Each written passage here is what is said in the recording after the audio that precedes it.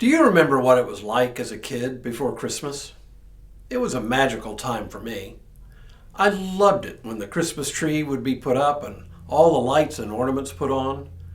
Then there were the outside lights and the other decorations that would go up. And every year my parents had a Christmas open house. My job that day, mostly to keep me out from underfoot, I suspect, was to fill over 100 sacks with sand and candles for luminaria for our front yard, our driveway, and our walk. And then there was the annual Christmas pageant, one Sunday night each December at the church. That's when we would take up the joy gift offering every year.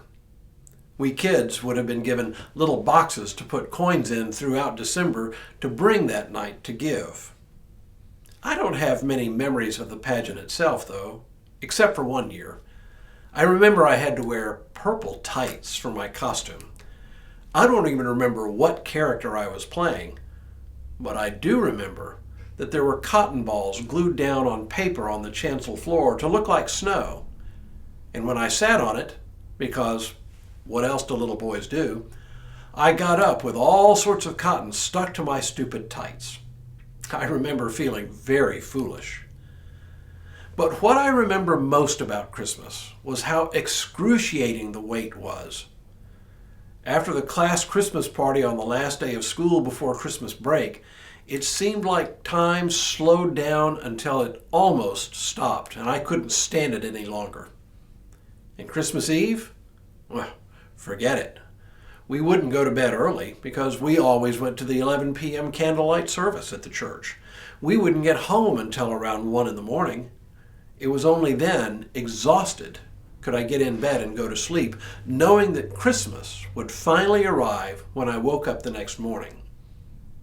But of course, as my siblings got a little older, it took more and more time to gather everybody in the den before we could all go into the living room to see what goodies Santa Claus had brought that year.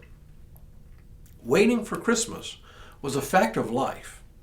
Waiting patiently, that was another matter entirely. But that's what the writer of James asks us to do while we wait, not for Santa Claus, but for the Messiah. And like children waiting for Christmas, we're not very good at it.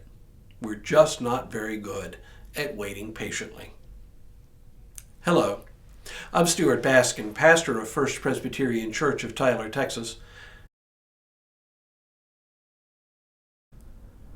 The gospel for the third Sunday of Advent for year A is the story of John the Baptist sending his disciples to ask Jesus whether he was the one to come or whether they should wait for another.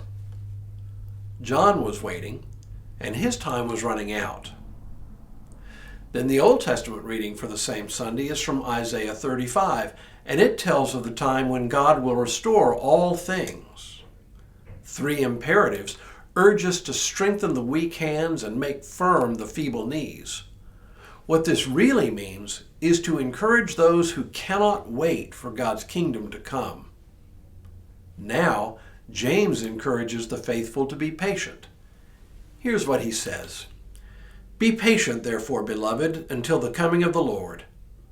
The farmer waits for the precious crop from the earth, being patient with it until it receives the early and late rains.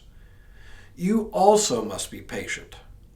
Strengthen your hearts, for the coming of the Lord is near. Beloved, do not grumble against one another, so that you may not be judged. See, the judge is standing at the doors. As an example of suffering and patience, beloved, take the prophets who spoke in the name of the Lord. Interesting how he uses the image of the farmer who waits for the crops to grow. Problem is, the farmer can predict almost to the day when the crops will appear out of the ground and when they will grow and what day they will be harvested. The cycle of sowing and reaping is highly predictable. The coming of God's kingdom, on the other hand, is not. James seems to understand this, though. Hence, he says, strengthen your hearts. So even if patience is not our long suit, it is still a skill we must cultivate. But notice what he says next. It says a lot about human nature. Beloved, Do not grumble against one another. Exactly. We are no better at waiting for the kingdom than children are at waiting for Christmas Day to arrive. And the longer we wait, the more irritable we become, and we gripe at each other. How often we grouse and gripe to one another and even about one another. We are impatient souls. It doesn't really help that James uses the example of the prophets to give us examples of suffering and patience, because their waiting was often painful. And so it is for us. We wish the kingdom would finally arrive, but we cannot either predict its arrival or hasten its coming. Therefore, all we can do is wait and learn the fine art of patience.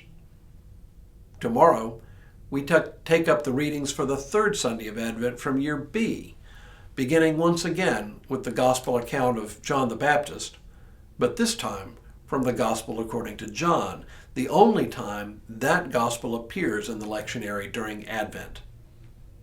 But for now, may God continue to bless you and keep you in all that you do this day and in all the days ahead.